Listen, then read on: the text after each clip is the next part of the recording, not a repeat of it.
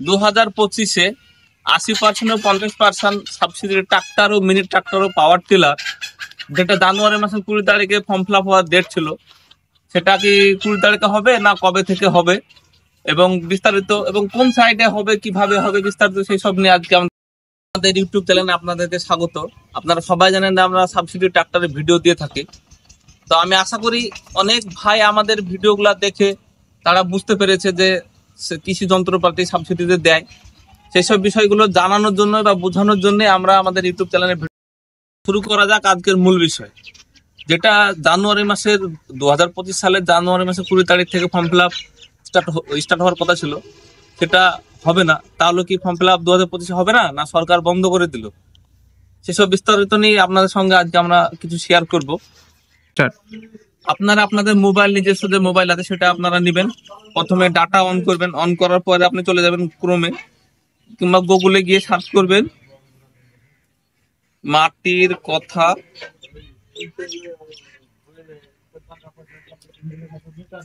মাটির কথা ওখানে সার্চ করবেন। মাটির কথা সার্চ করার পরে দেখবেন আমার নেট স্লো চলছে। মাটির কথা সার্চ করার পরে আপনি এখান থেকে হোম পেজ থেকেও যেতে পারেন। আপনি এখানে হোম পেজে যাবেন। আপনারা যদি এই মাটির কথা পেজটা যদি পুরো ঘাটেন, পুরো বিষয়টা আপনারা বুঝতে পারবেন যে এখানে সরকার কত কি দিয়ে রেখেছে। এটা সরকারের কৃষি পোর্টালের অ্যাপ। এখান থেকে পুরো বিষয় বিস্তারিত আপনারা জানতে পারবেন। এখানে আপনি দেখতে পারবেন, আপনি এই ভিডিওগুলো দেখলে, এই জায়গাগুলো দেখলে বুঝতে পারবেন।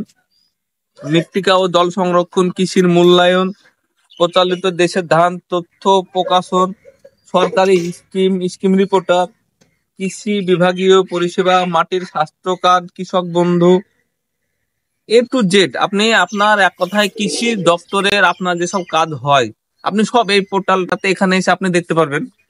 তারপরে আপনার আপনার কাজ যেটা হচ্ছে এখানে নোটিফিকেশনটা দেখার। নোটিফিকেশন দেখতে আপনি চলে আসবেন এখানে কৃষি যান্ত্রিকরণ বলে একটা পেজ আছে, ওখানে আপনি টাচ করবেন।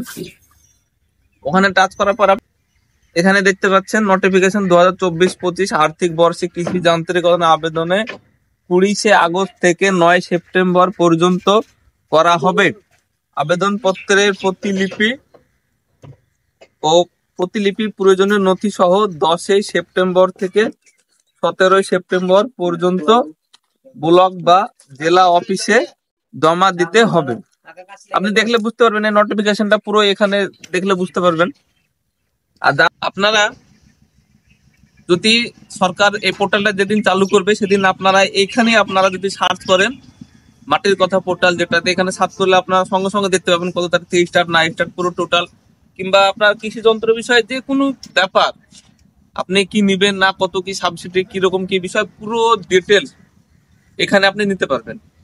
এই যে পোর্টালটা এখানে আপনি সবটাই নিতে পারবেন। তো যারা ফর্ম ফিল আপ করেছিলেন তারা যদি কৃষি যান্ত্রিকরণ 2024-25 মেরে আপনাদের এফএস নাম্বারটা মারেন, তো আপনারা সেখানে দেখতে পাবেন আপনাদের স্ট্যাটাসটা, আপনাদের অ্যাপ্লিকেশন স্ট্যাটাসটা দেখতে পাবেন। তো আমি যাই কৃষি যান্ত্রিকরণ নোটিফিকেশনে। এখানে নোটিফিকেশন কিছু জারি করেনি, একটাই 2024-25 কৃষি, ওইটাই আবেদন আছে। এখনো যদি আবেদন হয়, এখানে এই 24-25টা দেখছেন, এখানে আবেদনের ডেট দিয়ে দেবে এবং এখানেই আপনি পুরো ডিটেলসটা বুঝতে পারবেন। 2025-এ যেদিন আপনাদের খুলবে, পোর্টালটা খুলবে, তখন আপনারা মাঝে মধ্যে নোটিফিকেশন, যেভাবে আমি আপনাদেরকে শিখিয়ে দিলাম দেখা, অবশ্যই আপনারা ওখানে চেক করে দেখবেন। ওখানে ডেটটা দিয়ে দিবেন কিভাবে আপনাদের সবই দেখলাম লাইভ প্রুফ, কিভাবে দেখবেন নোটিফিকেশন না পেয়ে সব টোটালটাই ওখানে আপনারা দেখতে পাবেন কবে থেকে ফর্ম। আর আমরা তো নোটিফিকেশন পাবোই, আমরা যখন নোটিফিকেশন পাবো তখন এবার কবে থেকে কি কি প্রকল্প, 4টে প্রকল্প তো দিয়েছিলাম লঞ্চের কথা। তো এবার কোন প্রকল্পটাকে আগে বেশি অগ্রাধিকার দিচ্ছে সরকার, সেই বিষয়টা নিয়ে আমরা এবং কবে থেকে স্টার্ট হবে সেই ভিডিওটা আমরা দিয়ে দেবো। আমাদের এই ভিডিওটা দেখে যদি আপনারা কেউ উপকৃত হয়ে থাকেন অবশ্যই একটা লাইক করবেন, আপনাদের মতামত আমাদেরকে কমেন্টে জানাবেন। দেখা হচ্ছে কোনো না কোনো একটা আপনাদেরকে শিক্ষামূলক এই ভিডিও নিয়ে। সুস্থ থাকুন, দেখতে থাকুন।